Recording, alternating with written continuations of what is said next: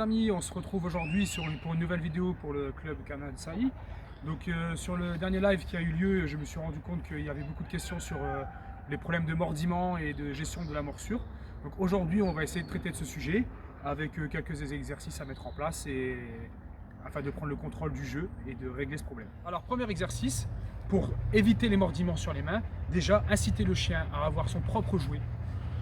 Jouet qui lui appartient, jouet qui n'est pas à disposition du chien dans la vie de tous les jours. C'est évidemment un objet de motivation, bien au pied.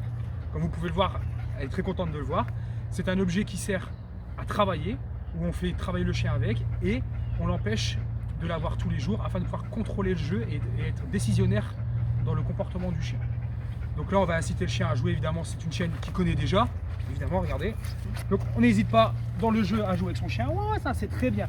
Voir un comportement de jeu, voilà, elle est contente. Et lorsqu'on veut inviter le chien à cesser l'activité, le mordiment, il faut avoir une attitude un peu de dominance et de mettre un ordre ferme un ordre ferme sur l'ordre pour que le chien comprenne qu'il doit cesser. Vas-y, halte. Voilà. Une fois que, évidemment, là c'est une chienne qui connaît, mais il faut inciter à avoir ce comportement. Donc dans l'attitude, je me redresse et je reprends possession du mouvement et de l'espace. Ce qui permet au chien de comprendre qu'il y a un problème. Jazzy, halte. Voilà. Halte, pas toucher. Et prendre le contrôle du jeu. Et c'est nous qui passons décisionnaire et plus le chien qui prend les décisions de se récompenser tout seul. Une fois que le chien prend une attitude posée, qui prend le contrôle de ses émotions, puisque pour lui c'est une frustration d'attendre de pouvoir avoir son objet, on peut travailler aussi, comme l'a fait Christophe sur sa première vidéo, où on travaille sur une frustration du chien de ne pas mordre, qui est par exemple ce genre de choses. On lui dit pas toucher.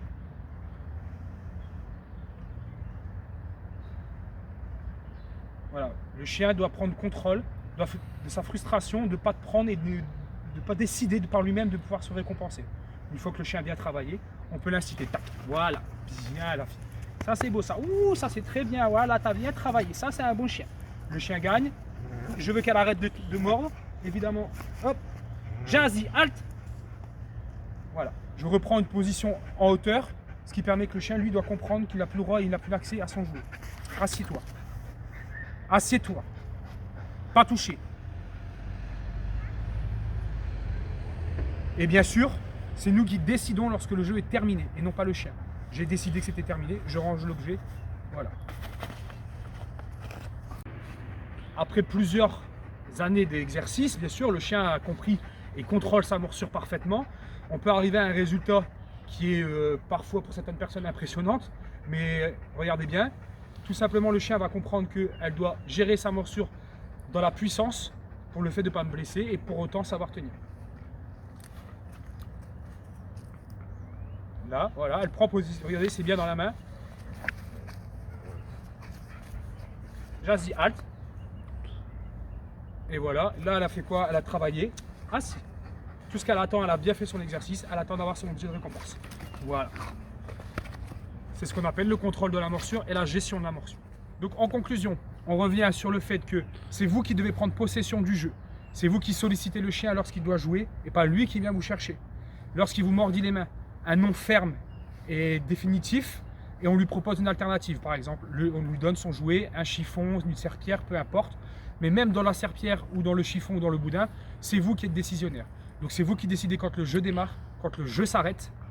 Tout ça en faisant quoi? Une attitude de dominance entre guillemets et prendre possession du jeu et le chien s'arrête. Lorsqu'il s'arrête, surtout ne pas ranger tout de suite. Refaites le jouet dedans, arrêtez, refaites jouer, arrêtez, refaites jouer.